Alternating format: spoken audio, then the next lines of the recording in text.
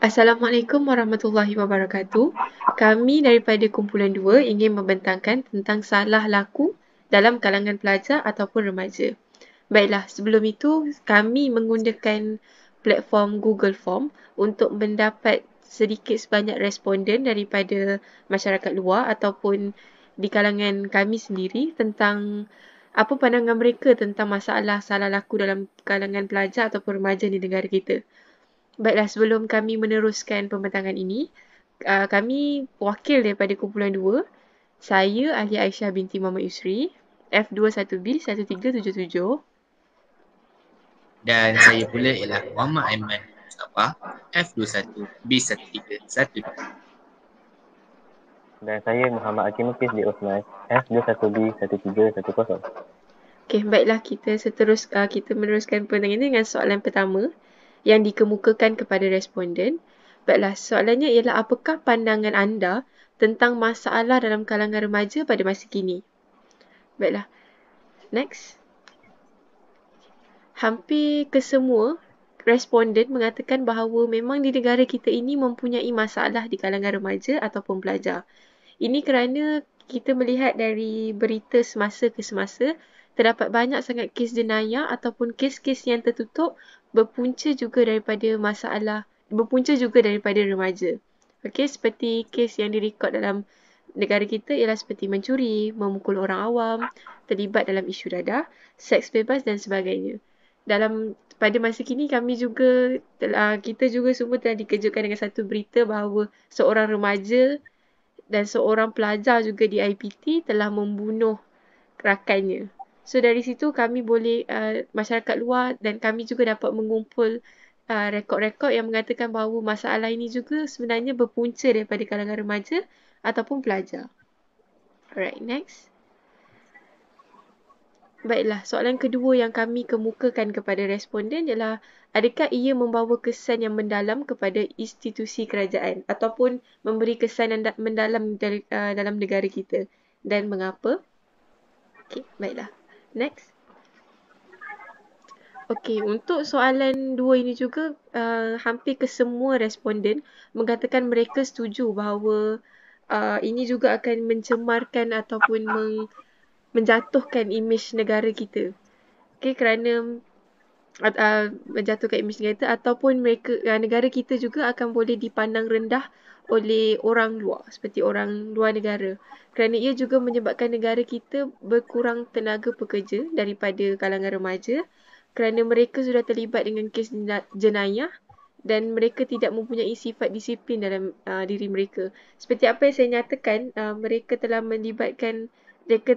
terlibat dalam kes jenayah dan ia menyebabkan negara kita kekurangan tenaga pekerja kerana bila kerajaan telah menetapkan bahawa bila undang-undang telah menetapkan untuk menjatuhkan hukuman, jadi mereka telah mempunyai satu identiti buruk dalam diri mereka dan itu menyebabkan sesetengah syarikat ataupun semua tempat kerja di negara kita tidak mengambil pekerja yang mempunyai identiti buruk kerana mereka telah mempunyai imej yang buruk pada diri mereka sendiri.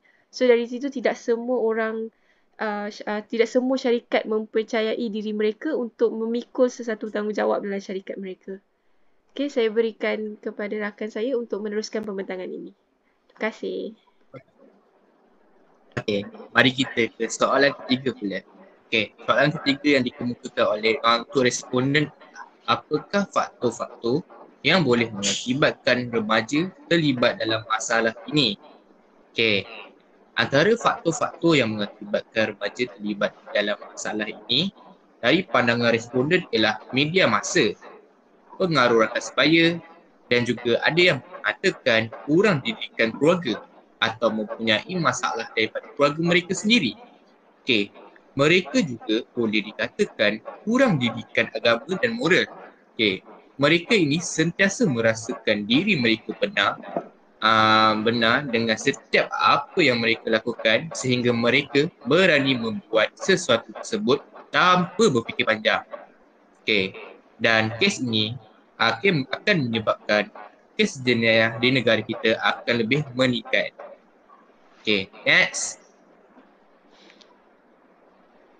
Soalan keempat yang dikemukakan untuk responden adalah, apakah langkah yang anda sebagai seorang ibu bapa, kawan-kawan ataupun masyarakat untuk mengatasi masalah di dalam kalangan remaja pada masa kini?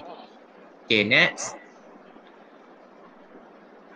Okay, majoriti responden mengatakan bahawa ibu bapa perlulah memainkan peranan besar untuk mendidik anak-anak mereka. Okay, remaja pada hari ini kurang mampu untuk menyesuaikan diri mereka dengan persekaren. Okay, perkara ini akan menyebabkan mereka sukar untuk mengendalikan emosi mereka semasa menghadapi masalah lalu dan menjadikan mereka terjerumus ke dalam kancah masalah sosial ini. Okay. Jika ibu bapa memberikan peranan yang baik kepada anak-anak mereka, remaja zaman sekarang akan mampu untuk menjaga tingkah laku mereka dengan lebih baik. Okay, saya akan serahkan kepada diskutor.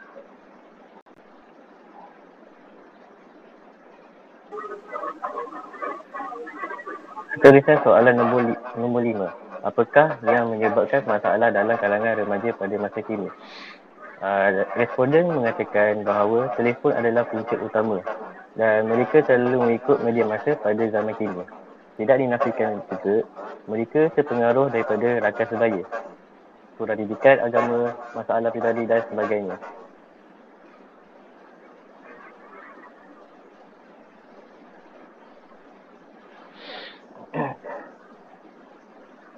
Untuk soalan seterusnya, soalan 6. Apakah kesan yang pada masa akan datang jika masalah remaja masa kini tidak dicegah?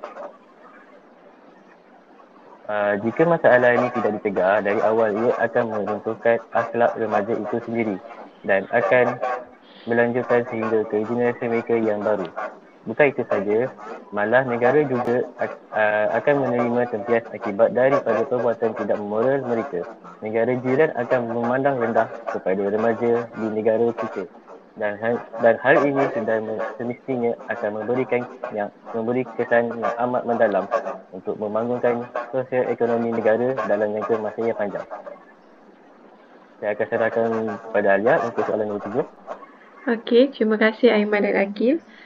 Okey, baiklah, ini adalah soalan terakhir yang kami kemukakan kepada responden. So, soalannya, apakah anda bersetuju atau tidak yang di Malaysia kini mempunyai masalah dalam kalangan remaja yang berleluasa? Okay, next.